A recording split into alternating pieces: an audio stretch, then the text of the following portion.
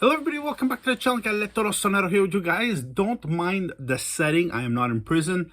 I'm under my daughter's bunk bed. It's the only available place to do the video today because of work during at the house. And so, yes, I look like I'm in jail, but I'm not. So, Pagellone Serie A.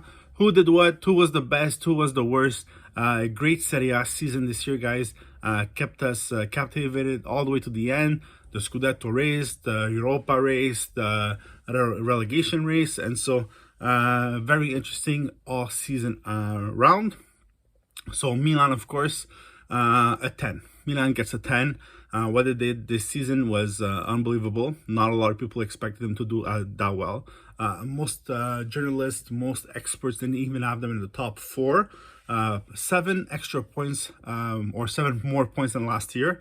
86 points this season, guys. An awesome season. What Pioli did with the group, fantastic. They didn't have the best players, didn't have the best team, but they still managed to win, and that is a big plus. So Milan, 10. Inter, guys, I give them a 9. Inter had a great season. They finished second, yeah, but only 2 points behind. Let's not forget where they started. They lost Conte last summer. They lost Lukaku. They lost Hakimi, but they still managed to do a very good season. Inzaghi, a very good coach, and he did very well with Inter. I Cugini actually won 2 trophies this season, like Coppa Italia, la Supercoppa against Juventus as well. So not a bad season at all. Napoli gets an 8, guys. 8 because Spalletti was criticized a lot, but he still finished 3rd. Last season, Napoli not even in the top 4. We'll see if he stays on. There's been a bit of shots fired here and there with De Laurentiis, but I think he deserves to stay. I think he did a very good job. All the uncertainty around Insigne and all of the big players as well. So Napoli 8. Juventus 6-, guys. 6- because their season is a flop. So 8 points less than last season. They still finished 4th, but they don't win one single trophy. The first time in 11 years. The return of Massimiliano Allegri didn't do what they thought it was going to do, right? They didn't get the results that they thought they were going to get. A lot of people thought that he would win the campionato. He doesn't. They even managed to make Vlahovic go on a scoring drought, which is unbelievable. And so 6-, guys.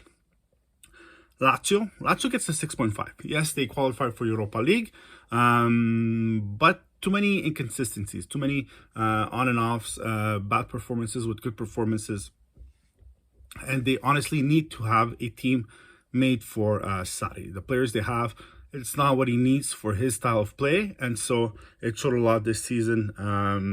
We'll see what they do during the off season, but for this year, 6.5. Roma, I give them a 7.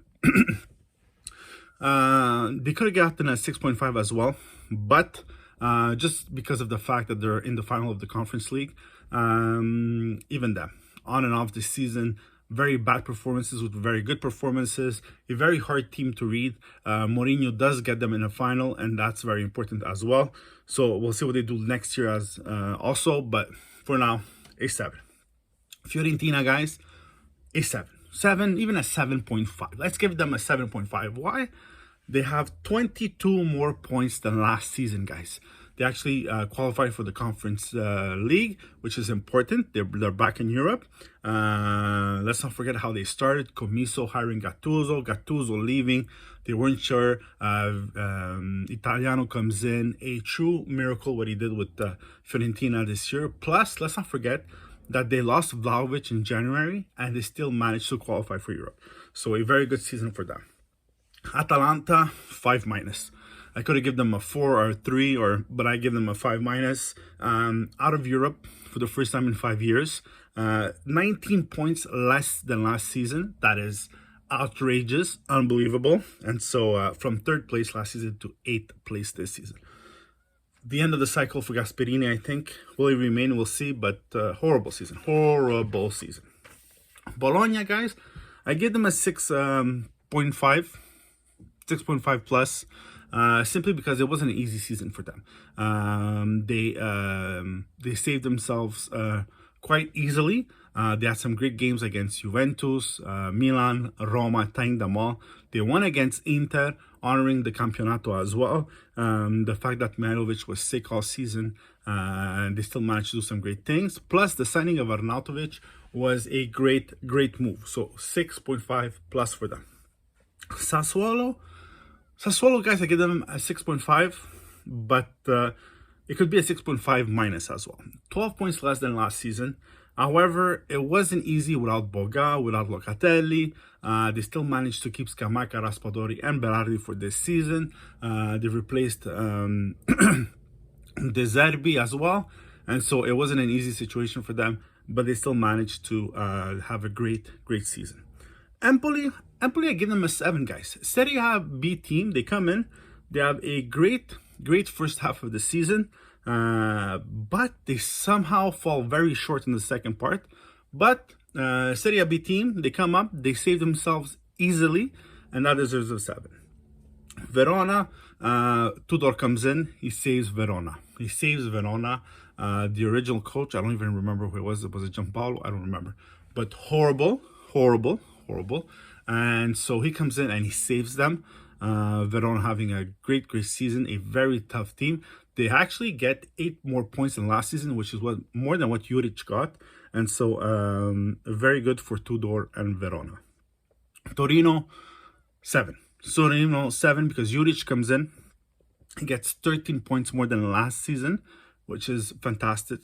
Gives them back a winning mentality. And they're just a tough team, tough team to go against. He changed their mentality, he changed their style of play. He did a very good thing this season. Udinese, I give them a 6. Middle of the pack, nothing more, nothing less. As usual, guys. Sampdoria, I give them a 6 minus. I could have given them a 5.5. Guys, 16 points less than last season. They were almost battling for relegation. They weren't too far until like 2 match days ago. So until like the 37th or the 36th match day, they were still very close to relegation. And so for them, a horrible season. Giampaolo is a horrible coach, guys. I can't take him. So yeah, not a very good season for them. Spezia, 6 plus. 6 plus because they had the Mercato ban as well. They still managed to save themselves, and that was very important.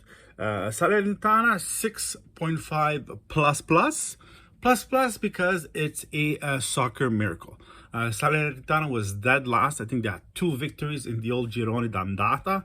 How they managed to save themselves in the second half is still a mystery. Guys, Nicola and Sabatini were doing some great stuff. Sabatini getting some experienced players, some good players at the transfer market in January. It took a bit of time for all of them to gel, but the result is that they actually saved themselves. And so Nicola, the coach, soccer miracle, guys. Now the 3 that go down. So Cagliari, I give them a 4. Shameful season. A shameful season for a team like Cagliari. They switch coaches 2 or 3 times. I don't remember who was there at the beginning. Then they went to Mazzari, and then they fired Mazzari 3 days before the end of the championship, 3 match days, to try and give them that little push. It didn't work. They go down. Simply horrible. Genoa, 3. Genoa, guys, between 16 coaches, new ownership, horrible. First time down in Serie A B in 15 season, and they just sucked this year. They sucked badly. Only 4 wins in the entire season, guys. And then Venezia, Serie A B team that came to Serie A, guys, it didn't work out for them. Horrible. They finished dead last. They had some satisfaction beating some teams here and there, stealing some points, but at the end, they're dead last, and it's just a horrible season. Guys, let me know what you think. Write in the comments, like, and subscribe. Have a great soccer day.